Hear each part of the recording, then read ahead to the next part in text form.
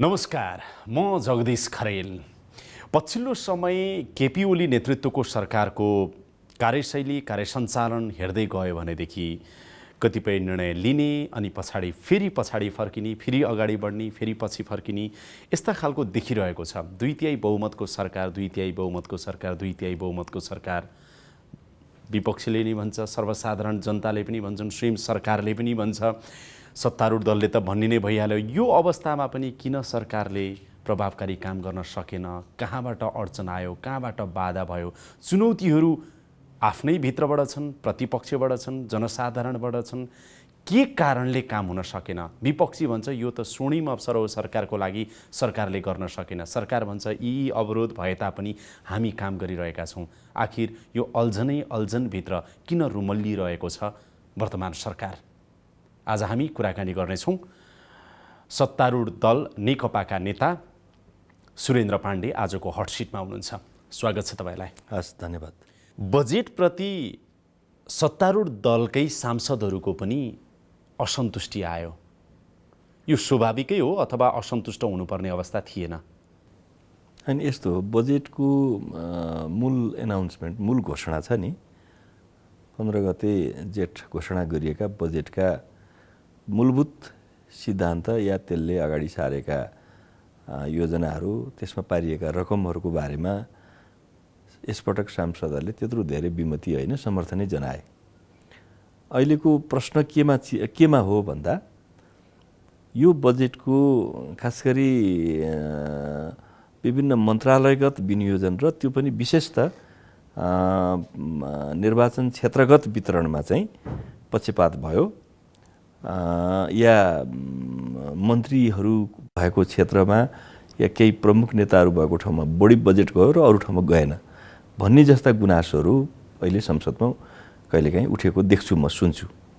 हिजो आज यसभन्दा अगाडि पनि त्यो कुरा उठेको छ। हिजो एकजना सांसदले त म सुन्न पाइनँ, उहाँले बजेटको किताबलाई विनियोजन, त्यो मन्त्रालयको विनियोजनकोमा आएका योजनाहरूलाई म फिर्ता गर्छु र तपाईँको राजीनामाको माग गर्छु भन्ने सम्बन्धको प्रश्न पनि त्यहाँ उठाउनु भयो।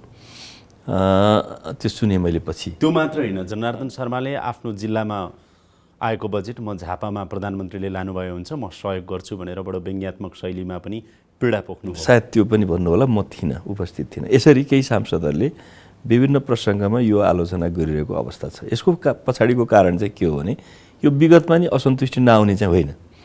यसको मुख्य कारण के थियो भने, अहिले पछिल्लो समयमा यो बजेट विनियोजन गर्ने, खास गरी योजना समाविष्ट गर्ने तरिकाहरूको बारेमा यो सबै घटनाले रिथिङ्क गर्नुपर्ने आवश्यकता देख्छु म। जस्तो पहिला के थियो भने, जति पनि योजनाको माग हुँदाखेरिमा राष्ट्रिय योजना आयोगमा जान्थ्यो र राष्ट्रिय योजना आयोगले पुस्तिका छाप्थ्यो।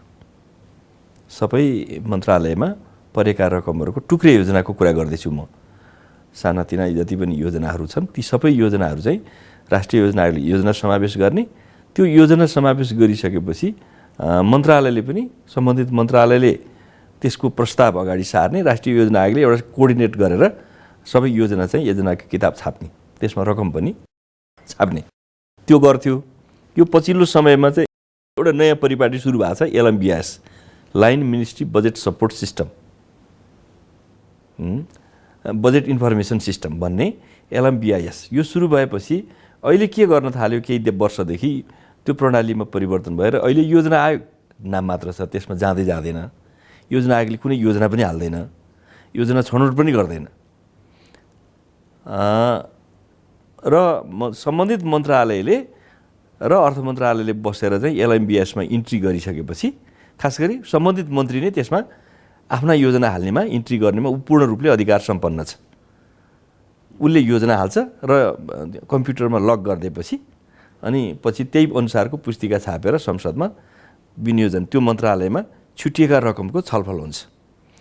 त्यसमा के देखियो भने, बढी मन्त्री केन्द्रित र उसको आफ्नो निर्वाचन क्षेत्र केन्द्रित। उसले पनि अब यो फलानु नेताको त हालिदिनै पर्ला, किनभने नत्र मेरो पनि भोलि यो चौपट पर्छ कि मेरो सरकारमै मेरो यो कुर्सीमै पर्छ भन्नेलाई उसले केही चिज हालिदिने भयो। अन्यथा चाहिँ के भने, बढी मन्त्री केन्द्रित भएर गयो। यो चिज यहाँ मात्रै होइन, प्रत्येक प्रदेशमा पनि यो रिफ्लेक्ट भइरहेछ। र त्यही असन्तुष्टि अहिले व्यक्त भइरहेछ पार्लियामेन्टभित्र। र मैले एउटा कुनै प्रदेशको चाहिँ आज सचिवले मलाई फोन गर्नुभएको थियो, सत्तारूढ दलकै मान्छेहरूले यो खर्च कटौती प्रस्तावमा चाहिँ निवेदन दर्ता गर्न खोजे, के गरौँ भनेर। खर्च कटौती प्रस्तावमा त विपक्षीले मात्रै गर्छन्, त्यसमा त भोटिङ हुन्छ।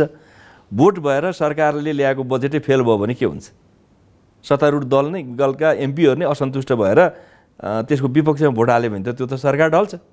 भनेपछि सत्तारूढ दल नेकपामै पनि दुईवटा पक्ष भयो, पक्ष पार्टीभित्रै पक्ष विपक्ष दुई जस्तो पक्ष होइन, यहाँ त बजेट पाउने र नपाउने यो पार्टीभित्रको तपाईँले अरू पोलिटिकल टिम गुटको कुरा गर्नुभयो होला, त्यो होइन।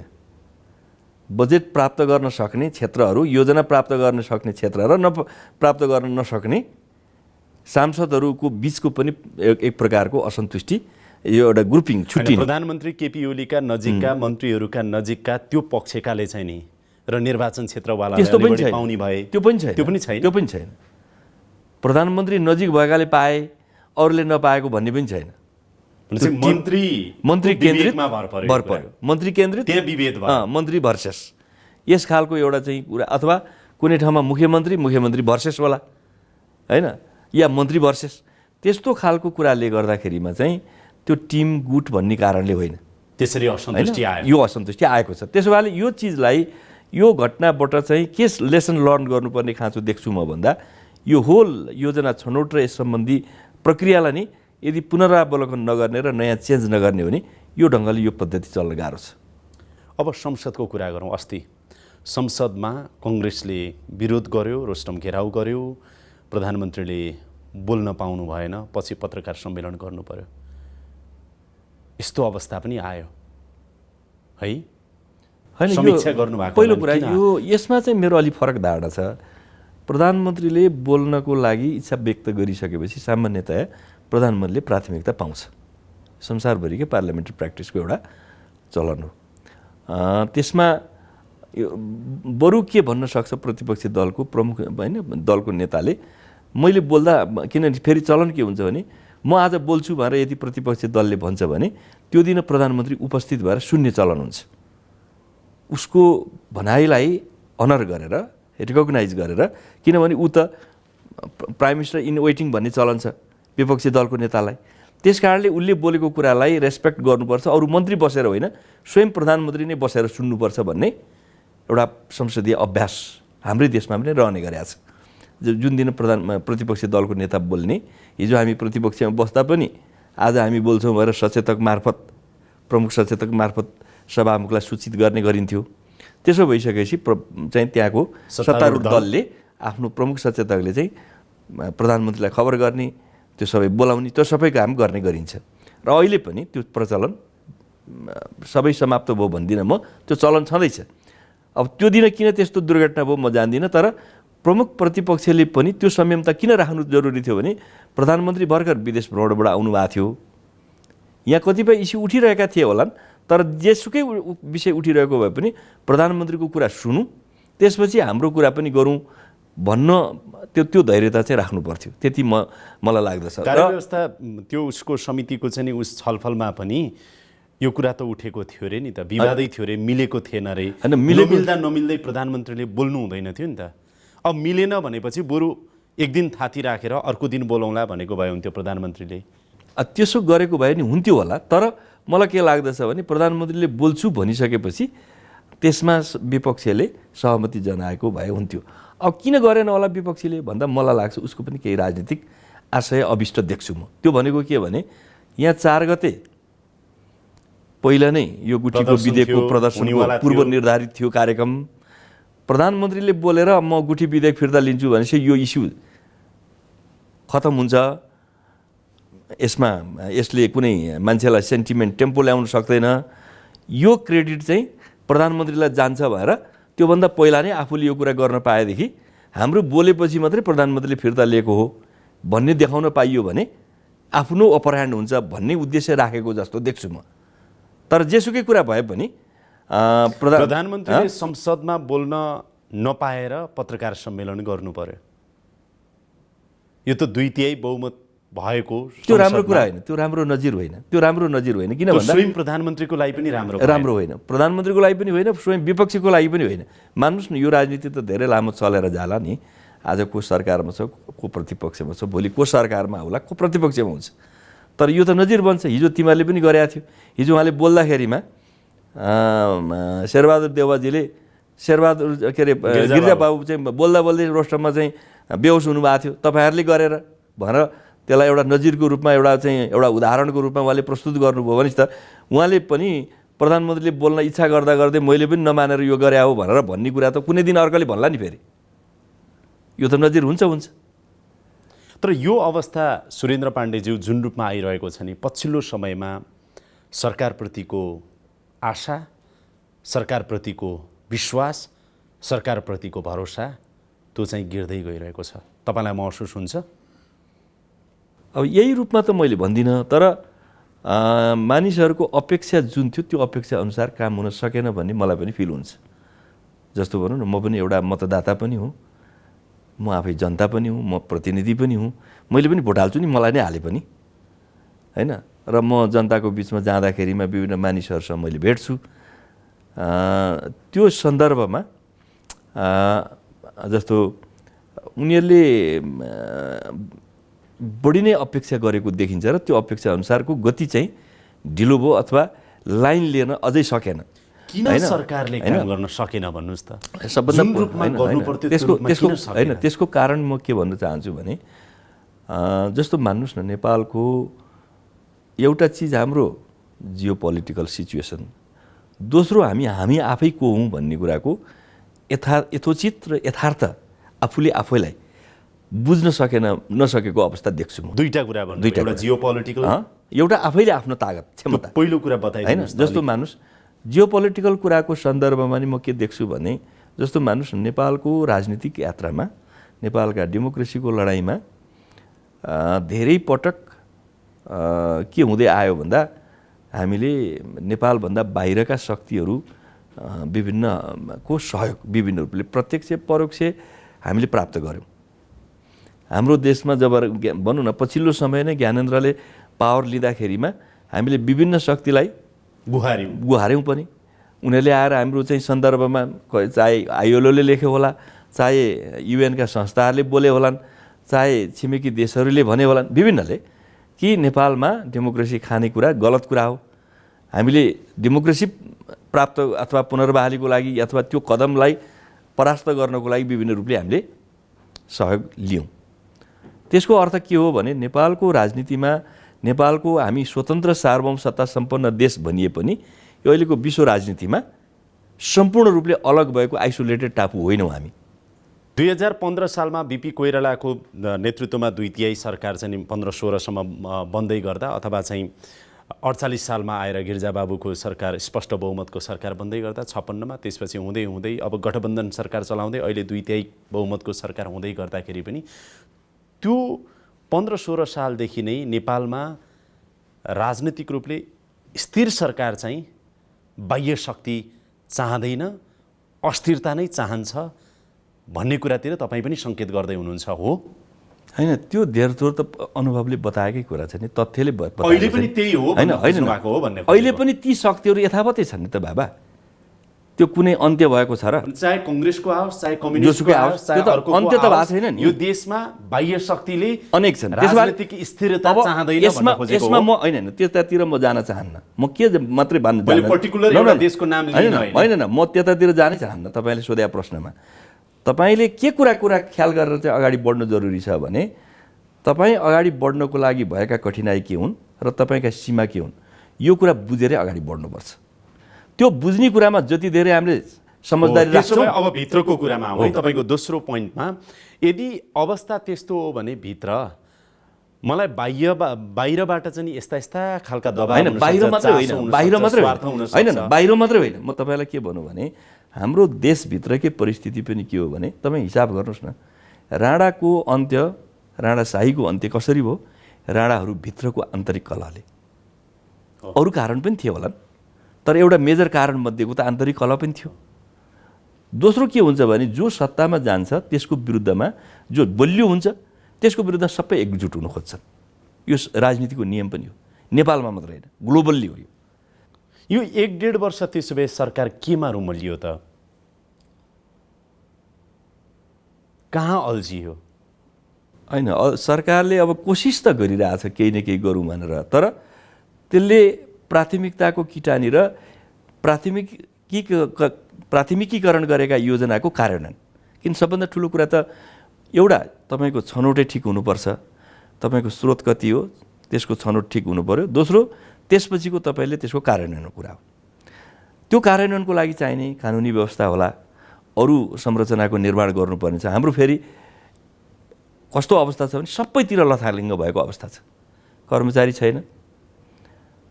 कर्मचारीले सरकारलाई टेरेका छन् सुरेन्द्र कमरेड? होइन, त्यो पनि प्रब्लम छ। तर यो वर्ष कस्तो भयो भने हामीले के गर्नु पर्थ्यो भन्नु न। जस्तो म तपाईँलाई के भन्नु, 1 वर्ष के गरिस् त, गर्नुभयो त तपाईँहरूले भनेर सोध्नुभयो भने संविधानले मौलिक हकसँग सम्बन्धित कानुन बनाउनु पर्थ्यो। 16वटा कानुन बनायौँ।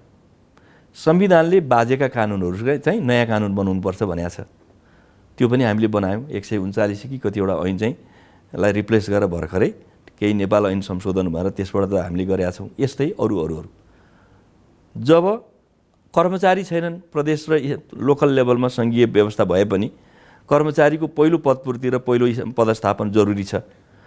हाम्रो यस बिचमा भएको केही कमजोरी त्रुटि के जस्तो लाग्छ मलाई भने, पहिलो त यो चिज गर्नुपर्छ भन्ने अध्ययन गरेर म अहिले गर्ने चाहिँ मेरो चाहिँ कानुनको संशोधन हो, अहिले मैले गर्ने कर्मचारीको खटनपटन हो, अहिले मैले गर्ने कुरो यो 1 वर्षको चाहिँ प्राथमिकता यो, नेक्स्ट इयरदेखि मेरो स्पिड हुन्छ। यो चिज चाहिँ मैले जसरी पनि यो 9 महिना 10 महिना 11 महिना 12 महिनामा सक्छु। यो हुन सकेको भए पनि मान्छेले के भन्थे भने सरकारले भनेकै यति नै थियो, यति भयो। यो पछिल्लो 3-4 महिना तपाईँले हेर्नुभयो भने त कानुनको कुरा गर्नुभयो, 2-4वटा विधेयकका कुरा, मानव अधिकार सम्बन्धी विधेयकको कुरा गरौँ, विश्वविद्यालय सम्बन्धी विधेयकको कुरा गरौँ, सूचना प्रविधि विधेयकको कुरा गरौँ, मिडिया काउन्सिलको विधेयकको कुरा गरौँ, यो गुठीकै विधेयकको कुरा गरौँ, एकपछि अर्को गर्दै सरकार कति आलोचित भएको? यसमा आवश्यक छलफल नभएर जस्तो लाग्छ मलाई, किनभने यसमा मन्त्रीहरूले नै बढी गम्भीर गृह कार्य गर्नु जरुरी छ। एक, दोस्रो, मन्त्री भनेको कस्तो हो भने बढी नै उसले एक्जिक्युटिभ क्षमता राख्नुपर्छ। यो भाषण गर्ने पद होइन, मन्त्री भनेको चाहिँ काम गर्ने पद हो। सांसद भाषण गरेर हिँडे हुन्छ, मैले यो गर्दैछु, यसो गर्दैछु, हुन्छ, सरकारले गरेछ भन्दै भयो।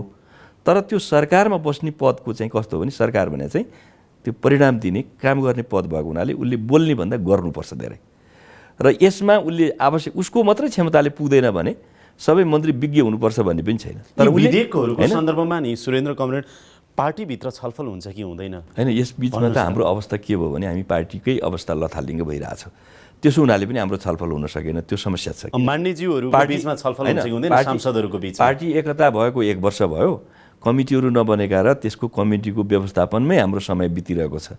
त्यो कारणले गर्दा हामीले वास्तवमा यस बिचमा चाहिँ धेरै छलफलहरू हुन सकेनन्। स्वयं संसदीय दलहरूमा पनि हाम्रो त्यति छलफल किन हुन सकेनन् भन्दा अब पार्टी कमिटीको व्यवस्थापनको कारणले गर्दाखेरिमा संसदकै सदस्यहरूको पनि पार्टी हैसियतको किटानी भइसकेका छैन। भन्नु, निर्वाचन जितेर आएका छन्, हिजो अब केन्द्रीय सदस्यसम्म भए त केन्द्रीय सदस्य भयो होला, कोही पछि प्रदेशमा आएका होलान्, कोही के भएका होलान्, तर त्यो बिस्तारै के भने त्यो काम ढिलो भइरहेको छ। अझै पनि कार्य विभाजन टुङ्गो छैन, अरू विभिन्न टुङ्गो नभए हुनाले पनि हाम्रो यसमा परिणाम त्यति आउने गरी काम हुन सकेन। त्यो पनि एउटा त्रुटि हो, एउटा ल्याप्सेस रह्यो यो बिचको अवधिमा। यसले पार्टी र सरकार दुईटैलाई नोक्सान गरेको छ। किन गर्यो भन्दा पार्टीको फ्रन्टबाट सरकारको संरक्षणमा बोल्ने, सरकारले गरिरहेका राम्रा कामहरूलाई जनतामा पुर्याउने र त्यसको चाहिँ एउटा चाहिँ प्रवक्ताको रूपमा पार्टीले एउटा चाहिँ मेडिएटर भएर पुलको रूपमा चाहिँ सरकारको डिफेन्ड गर्ने काम गर्न सक्थ्यो, त्यो काम हुन सकेन। जसको कारणले गर्दा आलोचना मात्रै बाहिर आयो, यो खराबी छ भन्ने मात्रै बाहिर आयो, भइरहेको राम्रो कामको पनि प्रचार हुन सकेन।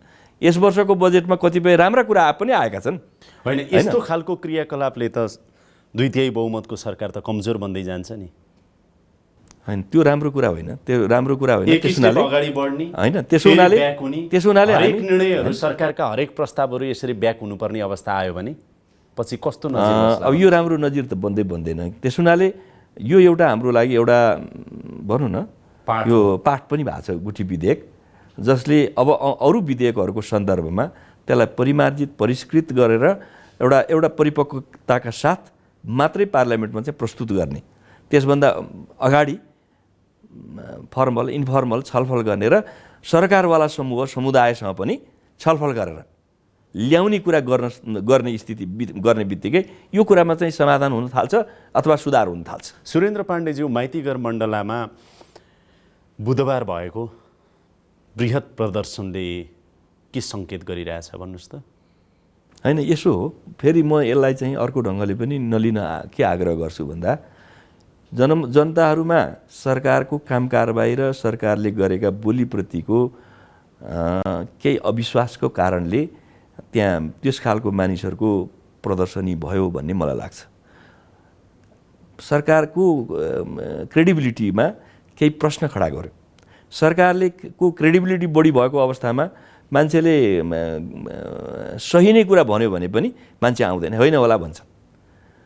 अहिले क्रेडिबिलिटी अलिक कम भएको किन देखिएको छ भने जसको कारणले गलतै भए पनि मान्छे आइरहेछ। जम्मै त्यहाँ आएका कुराहरूमा जम्मै त्यो विधेयकमा सबै खराब पक्ष मात्रै छन्। विधेयकले सबै यहाँको धर्म संस्कृति मास्न लोप हुनै लागेको हो भन्ने जस्तो पनि मलाई लाग्दैन। तर त्यसमा पर्याप्त छलफल भएन। किन भन्दा म पनि काठमाडौँमा लामो समय पार्टीको काम गरेर बसेको मान्छे हुँ। काठमाडौँको बिहेबारी पनि मैले काठमाडौँमा गरेको मान्छे पनि हुँ।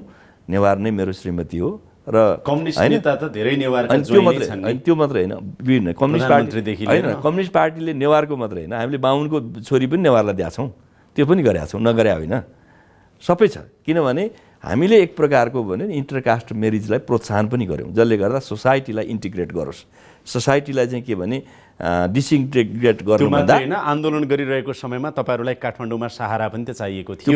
त्यो पनि गलत कुरा। मान्छेले के बुझेनन् भन्दा यो चाहिँ के भने घरमा लुकेर बसेर ती छोरी स्वास्नी लिएर हिँड्यो, पड्काएर हिँड्यो भनेर मान्छेले बुझ्या छ, त्यस्तो होइन।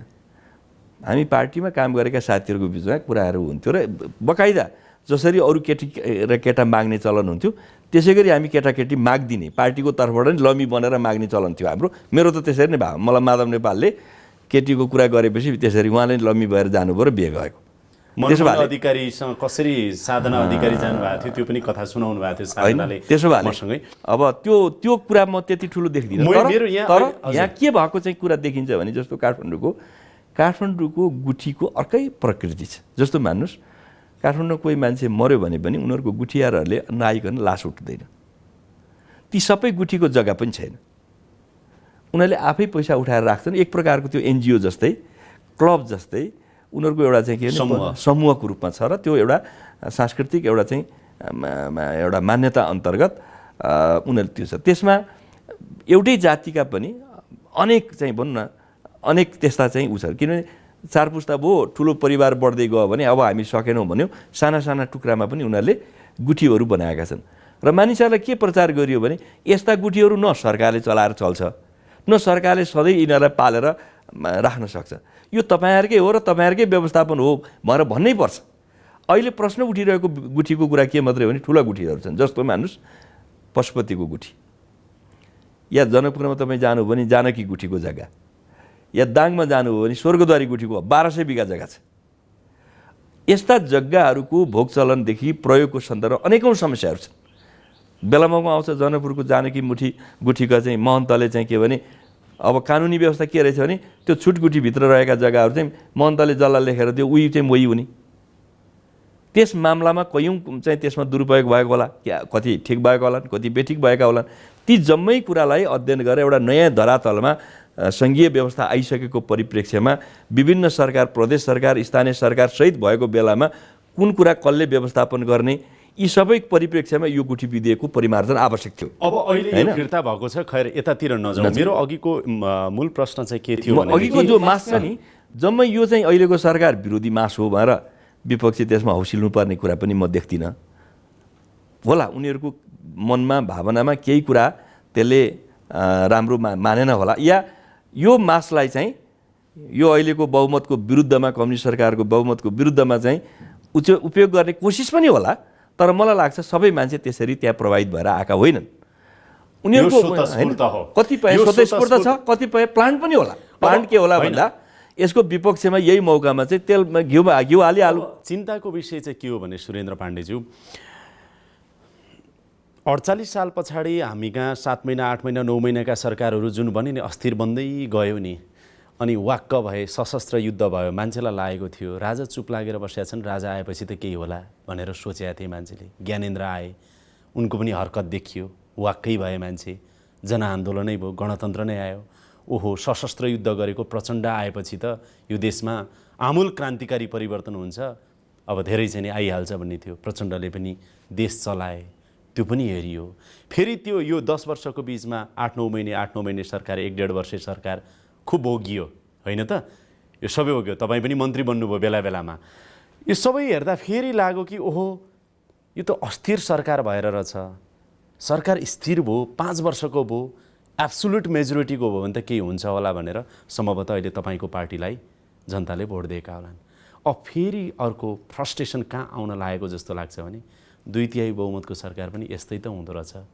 यो त गम्भीर चिन्ताको विषय हो नि सुरेन्द्र पाण्डेज्यू। अब विकल्प के? होइन न, तपाईँले भनेको कुराप्रति हामी पनि गम्भीर छौँ र म के लाग्दछ भने यस विषयमा हामी जनताका यी भावना, यो अभिव्यक्ति या यो महसुसलाई कुनै हालतमा पनि प्रतिकूल हुन नदिने गरी पार्टीभित्र हामी यो छलफल गर्ने र यो स्थितिलाई परिवर्तन गर्ने अथवा यसमा रहेका कमजोरीलाई सच्याएर जाने कुरामा हामी लागिरहेका छौँ। पहिलो कुरा यो म भन्न चाहन्छु। किन भन्दा यो कुरा मैले अहिले होइन, हेर्नुहोस्, चुनाव आउने बित्तिकै मैले पार्टीको केन्द्रीय कमिटीमा 2/3 कुरा प्रसङ्ग आएको बखत मलाई एकजना राजदूतले के भन्नुभएको थियो त्यस बेला भन्दा चुनावपछि नै म पनि जितेर आएँ, उहाँले बधाई दिनलाई बोलाउनु पनि भयो। अनि त्यस सिलसिलामा कुरा गर्दा के छ अब नेपालको यो कसरी जान्छ भन्दा सरकार पनि बनेको थिएन। मैले यही कुरा गरेको थिएँ, अब 2/3 भयो, अब सधैँ सरकार ढलिरहने के हुन्छ भन्ने जस्तो स्थिति हुँदैन, अब डेभलपमेन्टले एउटा कोर्स लिन्छ भनेर भन्ने कुरा गर्दा उहाँले के भन्नुभएको थियो, बडो इन्ट्रेस्टिङ कुरा गर्नुभएको थियो। तपाईँलाई थाहा छैन, एउटै पार्टीको सरकार 30औं वर्ष 40 वर्ष भएर पनि देश नबने देश थाहा छैन? एउटै व्यक्तिको चाहिँ रिजिम सत्ता पनि 30-40 वर्ष रहेको तपाईँकै देशमा पहिला राजाको सत्ता थियो, त्यसो भएर पनि प्रगति नभएका देश थिएनन्। तपाईँले 2/3 आउने बित्तिकै प्रगति भइहाल्छ भोलिपल्टैदेखि? तपाईँ कति गम्भीर हुनुहुन्छ भनेर ती राजदूतले भनेको कुरा मैले सेन्ट्रल कमिटीमा पनि सुनाएको थिएँ मेरो पार्टीमा। र मलाई के लाग्छ भने अहिले पनि संसारमा सधैँ अस्थिर भएर मात्रै अप्रगति भएका देश छैनन् नि। सत्ता सधैँ परिवर्तन भएर एक वर्षमा प्रधानमन्त्री मन्त्री चेन्ज भएर मात्रै आर्थिक प्रगतिमा पछाडि परेका मात्रै छैनन् नि। एउटै रिजिमले, एउटै व्यक्तिले, एउटै पार्टीले 30-40 वर्ष चाहिँ रुल गरेर पनि प्रगति नभएका देशहरू पनि छन्। त्यसो भएले यो कुरा हामीले ठिक ढङ्गले बुझ्नुपर्छ कि नेपालको अविकास र अप्रगतिको मुख्य कारण के हो। त्यो कारण मैले अघि नै भने सबभन्दा पहिलो कुरा त हामी आफ्नो शक्ति, आफ्नो क्षमता, आफ्नो तागत आफैले चिनेनौँ। यो काम चाहिँ प्रधानमन्त्री या पार्टीको अध्यक्ष हुने मान्छेले सबभन्दा बढी जान्नुपर्दछ। तपाईहरुसँग के तागत सबभन्दा जान्नुपर्छ। तपाईहरुसँग के तागत थियो, प्रधानमन्त्रीले त्यो तागत र क्षमता यसरी चिन्न सक्नु भएन भनेर भन्नु पर्यो भने हामीसँग यो तागत र यो ल्यागत, यो क्षमता थियो, प्रधानमन्त्रीले चिन्न सक्नु भएन भनेर भन्नु पर्यो भने के भन्नुहुन्छ? होइन, त्यो त समयले गर्छ। म एउटा कुरा भनेर तपाईँलाई भन्न चाहन्छु कि केही दिन अगाडि एउटा मैले पोलिटिकल के अरे एउटा फिल्म हेरेको थिएँ, सत्ता। त्यसको नामै सत्ता हो। त्यसको चुरो कुरा चाहिँ धेरै व्यतिथि कि सारा भइरहेको बेलामा एकजना पाका पुराना नेतालाई गएर एकजना त्यो हिरोइनले सोध्छिन्, सत्ता भनेको के भन्दा उनले के भन्छन् भने यो मौका हो, अपर्च्युनिटी, राम्रो काम गर्ने अपर्च्युनिटी, यो मौका हो, यही बेलामा काम गर्ने हो।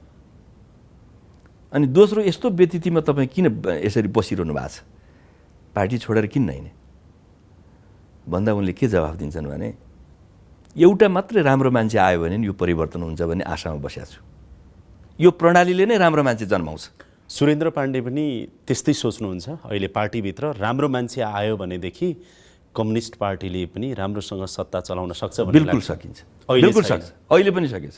किन भन्दा अहिले केपी ओलीले राम्रोसँग चलाइराख्नु भएको छैन। होइन न, उहाँसँग पनि त्यो अपर्च्युनिटी छ, अहिले पनि अपर्च्युनिटी छ। 1.5 वर्ष त भयो। किनभने यो अपर्च्युनिटी अहिले पनि छ। त्यो अपर्च्युनिटीलाई ठिक ढङ्गले बुझेर, मैले अघि भने नि एउटा यो अवसर हो। होइन नि, यसरी तपाईँ यो अवसर हो। अहिले 2/3 बहुमतको मतलब तपाईहरुको चाहिँ पार्टीसँग मैले भनिसकेँ नि, केपी ओलीको ठाउँमा अर्को व्यक्ति आयो भने पनि राम्रोसँग चलाउन सक्छ। यो मन्त्र भनेको मेरो लागि पनि यो केपी ओलीको लागि पनि सबैको लागि हो। त्यो नेताले त्यो फिल्ममा भनेको कुरा कि किनभने यो पाण्डेसँग चाहिँ यो जोडेको कि पख्नुस् न, सुरेन्द्र पाण्डेकै एन्सर चाहिँ तपाईँ किन लिन खोज्नुहुन्छ? मैले त्यही उदाहरण दिँदैछु नि। सत्ता चाहिँ अवसर हो, तपाईँ राम्रो गर्न या नराम्रो गर्नको लागि पनि। त्यो अवसर चाहिँ फेरि फेरि आउँदैन। त्यसो भए त्यो अवसरको सदुपयोग हरेक व्यक्तिले गर्नुपर्छ, पार्टीले गर्नुपर्छ। यतिखेर नेकपा सरकारमा छ, नेकपाले यो अवसर प्रयोग गर्नुपर्छ।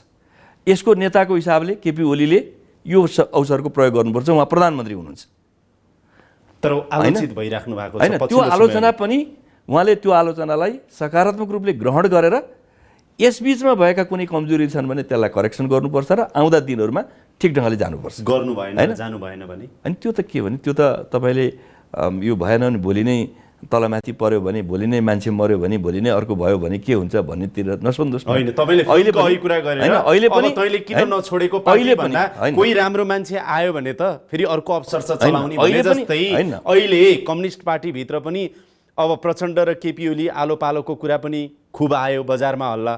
कतै अब केपी ओलीको ठाउँमा प्रचण्ड आउनुभयो भने चाहिँ फेरि चलाउनुहुन्छ भन्ने विश्वास पो पलाउँदै गएको छ कि तपाईँहरूमा? त्यो होइन, त्यो अर्थमा मैले भनेकै होइन। मैले त के भनेको भने अहिले पनि अपर्च्युनिटी हाम्रो काँधमा छ, जिम्मेवारी हाम्रो जिम्मेवारी पनि छ, हामीसँग त्यो अवसर पनि छ। तपाईँले अपर्च्युनिटी छ भन्दै गर्दा तपाईँहरू दिनानुदिन अपर्च्युनिटी मिस गर्दै हुनुहुन्छ भने त्यसै होइन, त्यसैमा चिन्ता छ, त्यस हुनाले 1.5 वर्ष त गइसक्यो। यो बिचमा मैले अघि नै भने हाम्रो पार्टीको बैठक छिटोभन्दा छिटो होस् भनेर हामी कोसिसमा छौँ। त्यो हुने बित्तिकै हामी जम्मै कुराहरू चाहिँ यसको करेक्सन कसरी हुन्छ, यसबीचमा भएका त्रुटि र आजको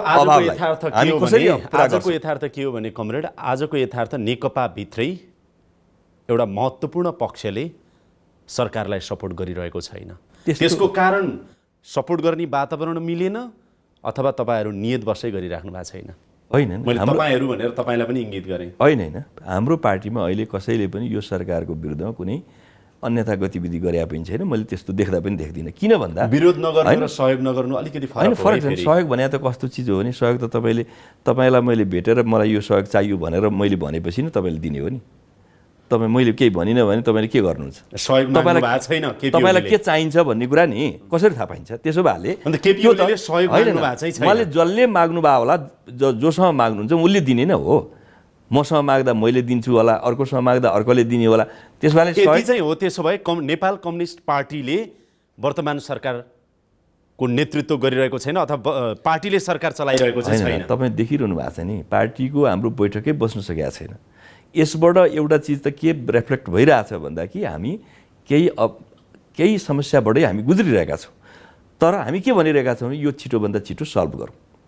सल्भ हुने होइन, प्रधानमन्त्रीप्रति चौतर्फी आक्रमण भइराख्दाखेरि नेकपाभित्रका एउटा ठुलो हिस्सा पक्ष चाहिँ अलि मौन बसेको जस्तो देखिन्छ। होइन, त्यसो होइन। तपाईँहरूले विभिन्न व्यक्तिले होइन, उहाँले के भन्नु मलाई थाहा छैन। अहिले तपाईँको सामु मैले डिफेन्ड गरेको छु। प्रतिपक्षले उहाँलाई चाहिँ बोल्न नदिने कुरा गलत हो मैले भनिरहेको छु नि, छैन? तपाईँ मार्फत भनेको होइन, यो सार्वजनिक कुरा हो नि। हिजो अस्ति अरू नेताहरूले पनि बोलेको मैले सुनेको छु। सरकारका क्रियाकलापबाट स्वयं तपाईँ पनि असन्तुष्ट हुनुहुन्छ भनेर मैले चाहिँ बुझेँ। होइन, कतिपय कुरा होइन, तपाईँले बुझेको कुरा के हुनसक्छ भन्दा जस्तो भन्नुहोस् न, कतिपय असन्तुष्टि त संसदमै व्यक्त भएको छ त। मैले भने नि बजेटको सन्दर्भमा, के को सन्दर्भमा, आफ्नो निर्वाचन क्षेत्रको सन्दर्भमा कतिपय कुरा उठ्यो होला। तर सामग्रिक कुराको सन्दर्भमा इन्डिभिजुअल कुरा त होइन नि, यो त व्यक्तिगत हिसाबको कुरा होइन। सामग्रिक हिसाबले सरकारले जस्तो मान्नुहोस् न, गुठी विधेयक आयो, सरकारले फिर्ता लिनु पर्यो। त्यो हाम्रै लागि पनि त राम्रो कुरा त भएन, नजिर बन्यो र राम्रो। भोलि काठमाडौँमा निर्वाचन आजको दिनमा भयो भने के होला? नेकपाकै मान्छेको लागि आजको दिनमा सुरेन्द्र पाण्डेज्यू काठमाडौँ उपत्यकामा निर्वाचन गर्नु पर्यो भने नेकपाको अवस्था कस्तो हुन्छ होला? होइन, यस्तो पनि उदाहरण यसको पनि प्रश्न नगरौँ। फेरि सबै मान्छे विपक्षमै खडा हुन्छन् भन्ने पनि कुरा नगरौँ। एकचोटि के भएको थियो भने हाम्रो पार्टी छोडेर एकजना मान्छे जानुभएको थियो।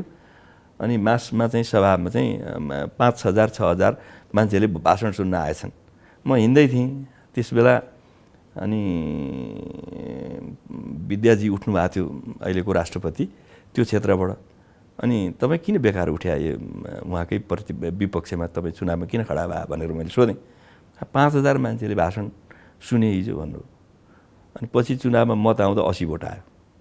त्यस हुनाले यो जम्मै कुरा चाहिँ मान्छे जम्मै विपक्षमै गए, जम्मै असन्तुष्ट हुन्छन्। आजका भोलि यी जम्मै मान्छे नकारात्मक बाटोमा गइसके भन्ने म ठान्दिनँ। तर उहाँहरूको भावनामा जे कुरा चाहिँ नकारात्मक ढङ्गले प्रभाव परेको छ त्यसलाई मर्मत गर्न, त्यसलाई सम्हाल्न, त्यसलाई सम्बोधन गर्न, हैन, त्यो रिपेयर हुनु पर्यो त्यो घाउ। त्यसको लागि पार्टीले प्रयास गर्नुपर्छ र कामद्वारा नै त्यो पुष्टाइ गर्नुपर्छ। अब यस्तै गल्ती गरिरहनु पनि हुँदैन। त्यसमाले विधेयकहरू ल्याउँदा के लाग्छ जस्तो अहिले प्रधानमन्त्री केपी ओलीको सल्लाहकारहरू अथवा नजिकको घेरामा बस्नेहरू जो छन् उनीहरूको कारण प्रधानमन्त्री अलि बढी आलोचित भइराख्नु भएको छ भन्ने पनि एउटा टिप्पणी त्यो सुनिन्छ। अर्कोतिर प्रधानमन्त्री स्वयंकै कारण हो है, उहाँ त चाहिँ एक्जिक्युटिभ हेड भएपछि उहाँकै कारण आफ्नै कारणले पनि आलोचित भइराख्नु भएको छ भन्ने छ। कुन कुराले होइन, म यसमा एक्ज्याक्टली यति नै भनेर यसको यो वा त्यो कारण म भन्दिनँ। तर जस्तो मान्नुहोस् न, म मन्त्री भएँ भने जवाफदेही त मेरो हुन्छ नि, मेरो सल्लाहकारको हुन्छ र। म पनि त मन्त्री हुँदा मेरो पनि सल्लाहकार थिए। त जवाफदेही तपाईँलाई थाहा हुँदैन नि त, फेरि मन्त्री नै भए जतिसुकै कुरा भए पनि के हो भने सल्लाह लिनलाई नै लिएको। केपी ओलीले उहाँले जे भन्नुहुन्छ भनेकै जस्तो त उहाँ फेरि सर्वज्ञाता त होइन। त्यसको लागि सल्लाह लिनकै लागि सल्लाहकारको व्यवस्था गरिरहेको छ राज्यले, सरकारले पैसा दिन्छ, सरकारले, व्यवस्थाले। तर निर्णय गर्ने र काम गर्ने, नेतृत्व गर्ने त आफैले हो नि। त्यसो भएले यसको जवाफदेहीको हिसाबले अर्कालाई पन्छाउन न उहाँले पन्छाउनु भएको छ, न अर्काले चाहिँ के भनेदेखि उहाँले चाहिँ राम्रो गरेको हामीहरूले मात्रै खराब गरेको भनेर अरू कसैले भन्ने स्थिति छ। त्यसमाले यसको जवाफ यसमा बहस गर्नु उचित हो भन्ने मलाई ठान्दिनँ। प्रधानमन्त्री नै जवाफदेही हो नि, किनभने यो सरकार नै जवाफदेही हो। पनि उहाँ बिग्रे पनि उहाँकै कारण हो, मुख्य जवाफदेही हुन्छ। त्यसो त मान्नै पर्छ नि। नेकपाको जवाफदेही हुन्छ, हुँदैन? जस्तो म चाहिँ सरकारमा छैन होला, नेकपाको जवाफदेही हुन्छ कि हुँदैन? म छैन भनेर मैले सुख पाउँछु? तेरो पार्टीले सरकार चलाओ कि होइन भन्दा म त्यसबाट उम्किन पाउँछु? म त सरकारमा त छैन, मेरो पार्टी त त्यो भएर म उम्किन पाउँछु? सरकारको आगामी दिन कतिको सहजै देख्दै हुनुहुन्छ तपाईँ? जुन खालको सपना बाँडेको छ नि, बाँडिएका सपना अनुसार सरकारको गति र आगामी दिन चुनौतीपूर्णै छन् अथवा अलिकति राम्रै छ? होइन, मैले के देख्छु भने अहिले पनि देशले गति पक्रिन नसक्ने चाहिँ म देख्दिनँ। जस्तो मान्नुहोस्, यस वर्षको मैले यसो हेर्छु, रिसोर्सको हिसाबले धेरैमा पैसा छरेका छौँ, त्यसलाई एकदमै स्पेसिफिक गर्नुपर्छ भन्ने मैले अघि नै पनि भने। तर हामीसँग निश्चित पैसा चाहिँ छ जसलाई खर्च गर्न सक्यौँ भने परिणाम दिन्छ। जस्तो यसै वर्ष हाम्रो करिब 8.5 खरब चाहिँ हाम्रो पुँजीगत खर्चको लागि पैसा छुट्याएका छौँ। त्यो 8.5 खरबमा को राम्रो ढङ्गले खर्च हुने र अर्को वर्ष भन्न 80, 85, 90% खर्च हुने भने एउटा परिणाम दिन्छ त्यसले। जस्तो मान्नुहोस्, ठुल्ठुला योजनाहरूमा पनि पैसा हाल्छ। तपाईँ चाहिँ खर्च हुने देखिराख्नु भएको छ कि चुनौती छ? केही ठाउँमा अलिक क्रिटिकल्ली बताइदिनुहोस् है। सबै ठाउँमा खर्च हुन सक्दैन, मैले देख्छु त्यो। जस्तो मान्नुहोस्, कतिपय योजना त सुरु नै भएको छैन। जस्तो फास्ट ट्र्याकलाई 15 अरब रुपियाँ राखेको छ, अहिलेसम्म क्याबिनेटले फास्ट ट्र्याकको डिपिआरै स्वीकृत गरेको छैन। डिपिआरै स्वीकृत नभइकन टेन्डर हुँदैन, अनि खर्च हुन्छ? हुँदैन। त्यस हुनाले सबै खर्च हुन्छ त म भन्नै सक्दिनँ। सरकार यस्तैमा अल्झिरहेछ फेरि। अब त्यो गर्नुपर्छ। तर केही योजना चाहिँ बन्ने उसमा छन्। जस्तो मान्नुहोस्, पोखरा एयरपोर्टको गति राम्रो छ, 70-80% झन्डै बनेको स्थिति छ। भैरव एयरपोर्ट यो वर्षको अन्तिमसम्म, अर्को वर्षको फर्स्ट हाफसम्ममा चालु नै हुन्छ। अब मेलम्ची आयोजना सकिनुपर्ने हो, यस्तै अकुशलताले गर्दा मेलम्ची आयोजना के हुने हो ठेगान छैन। समग्रमा चाहिँ के माथिल्लो तामाकोशी पाण्डेज्यू तपाईँ माथिल्लो तामाकोशी त आउँछ यो।